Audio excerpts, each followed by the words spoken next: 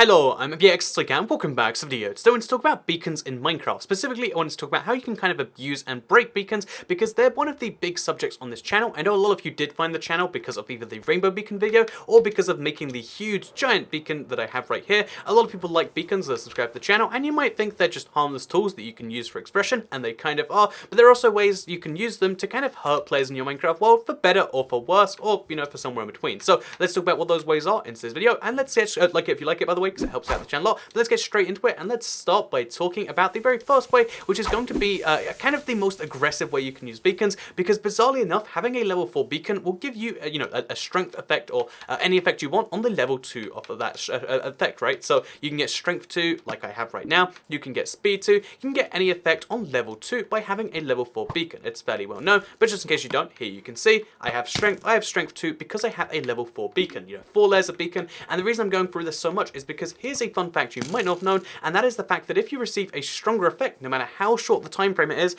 will actually overwrite any low power effects, which means if you want to debuff someone, this is the hardest way to do it, and probably the most satisfying at the same time, you can remove anyone's potion effect by simply giving them, so let's say I have a speed effect on, you can remove someone's 8 minutes of speed that they, brewed, they went through all the effort of making, by simply making a speed 2 beacon. If you have a speed 2 beacon that they just simply go near for a second and then run away from, they'll then get, 15 seconds of speed 2, and as soon as those 15 seconds are up, because they'll get 15 seconds of, 20% extra speed on top of their regular speed, but as soon as those 15 seconds are up, their regular 8 minutes of speed that they just drank a potion for, they invested all that time in, guess what? It's immediately gone, and they're bound back down to 0. So the same thing works with any effect that you can get by a potion. So here is 8 minutes of strength. Now I can do an extra, 130% of damage or something, but if I go to a strength 2 beacon, I'm super powerful for another 16 seconds, which is great by itself, right? But then after that, the effect is gone. This is, again, especially useful if you want to stop people from elixering fast, because, one of the obvious uses for speed potions is to go faster while you're flying.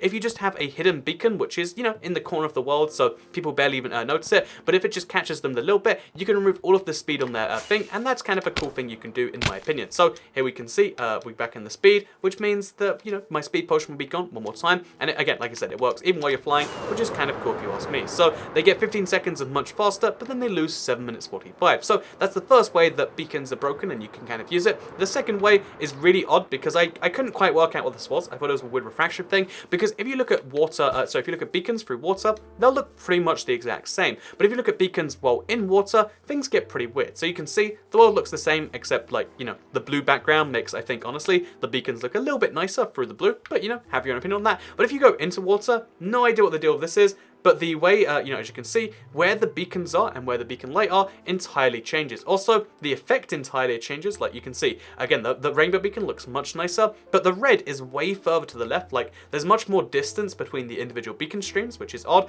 And if you look at the orange and the white beacons over to the side, they change direction, they change like luminosity. Everything about them changes. It's just a very bizarre thing that happens with the beacon lights. In fact, you can even see the outline of like those structures over there changes, and it's something you might not have realized. You can kind of trick people as to where beacons are. Also, you can see beacons through like a surprising amount of stuff like this. So yeah, have you ever wanted to see beacons through something like a wall perhaps? Then here's how you can do so. But you can also trick people, you can abuse them. So one, you can abuse beacons by making them change their position, but also you can see beacons through walls, as you probably guessed, like this. So yeah, see beacons through walls, but see beacons through walls wrong by having water going between you and it. It's very confusing, but it is a thing that does exist. So yeah, watch out for water, or trick people with water. It's your call, I guess. That's what most of this video is about. The next way we can kind of use beacons to do some dangerous stuff. Again, this is one of my favorite like beacon designs I've ever made, because it's really simple. It's not even like the most perfectly made redstone, but I was kind of proud when I first made it, because here you can see, if we just make a very short pulse going in there, we have a redstone system which is going to send, one by one, 4 different stained glass colors in front of the beacon. So this means because the beacon is a consistent light, you can get kind of disco lights going on, and this means you can kind of trick people by having the beacon light color change based on various events. So obviously there's like kind of redstone beacons where, there's a skeleton trying to kill me, but you can have this change based on various events. You can make it hide from them by having it blend in the background. Obviously, light blue's harder to see, and you can basically, confuse people as to which beacon is where by changing the color, or you know, I think the more fun example is just like have a party gun. If you spend all the money on a level 4 beacon, or all the, you know, iron or the gold or the whatever, if you spend all of those resources on a level 4 beacon, you might as well have some fun with it and throw some stained glass on there. And if you're gonna have stained glass on there, you might as well have some fun with it and make it party stained glass, in my opinion, my professional experience there. So yeah, let's next talk about one of the weird things you can do with beacons that is to do with end game stuff. So level 4 beacons, I think, again, they're so far into the game that I know most of you watching this video probably don't have one. So congratulations, if you've ever made one of these in survival legitimately, congratulations to you. It's a very, very late game, end game, very few people have done it, so congrats, I guess. But let's talk about one of the things that's beyond even a level 4 beacon. A lot of people think level 4 beacon's kind of the end, but in my opinion, what I would call a level 5 beacon or a level 6 beacon is the real, you know, ultimate beacon. So again, beacons only go up to level 4. I'm not like trying to trick you on that one. You can only have 4 beacons, like you can see right here, you know, 4 layers. However, because the beacon blocks, you know, they're compatible with each other, you can actually have 2 beacons next to each other, or you can have 6 beacons next to each other, which means if you do this right here and you have all these blocks filled in, I don't, but like if you do, you'll have 6 beacons go off, which means you can have every single one of these 6 effects. You can have speed 2, you can have haste 2, jump boost 2, resistance 2, strength 2, and you can have regeneration 2. It's kind of abusing the beacon mechanics because, again, you're only using an extra like 20% of emerald or iron or whatever, but you're getting 5 times more, or 6 times more effect, or potentially if you use this design instead, this saves you very little iron, but it is a bit cool looking. You can save, you can get 5 times the effect for the same amount of thing. I'm considering doing this in my Let's Play world just because I feel like a mega beacon, you know, like having a level 4 beacon in general, it gives you an achievement because it's that kind of a rare thing, but having a mega beacon, that's the next level on this. So there you go, there's a fun fact. Next up, let's talk about beacon distances between them. A lot of people get this one wrong because, again, beacons are kind of inconsistent, but you can have beacons, so here we can see, we have beacons which go exactly 40 blocks out, I think it's 50 blocks out now. It goes for the exact distance that you can get a beacon effect from. As you can see, it goes all the way out to this diamond layer for level 4. And then you can see there's this perfect block in between this beacon and the next one, which means if you really want to maximize the distance between beacons, so you can have your whole world covered, then that means that there is a perfect in-between block where you technically count as being on both blocks. So this is the edge of the strength range, this is the edge of the speed range, but if you stand in the middle, you can have half your body being the strength range,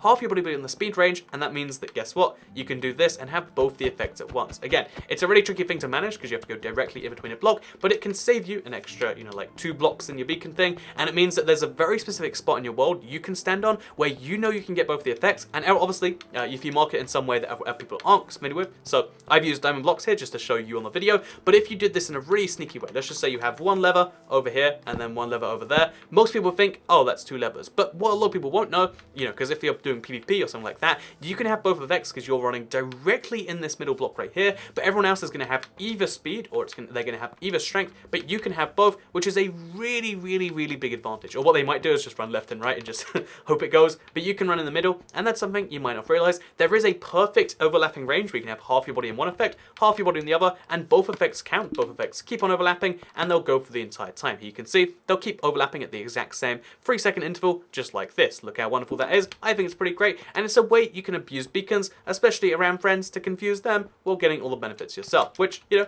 maybe it's a bad thing to do, maybe it's not, but that's something you can make up for yourself. So before we go today, because I've made a lot of beacon videos, I want to just kind of show you some of my favorite old beacon stuff, because I always look around and I'm like, oh yeah, that was kind of cool, wasn't it? Like, beacons are one of my favorite sources of creativity, not just because of the rainbow beacon, not just because of the giant beacon, but because of also stuff like, oh yeah, you can make danger signs out of beacons. Obviously it's not lit right now because I just had too many beacons going in this world, because there's no limit. You know, you can write letters like, hello, hi, how's it going?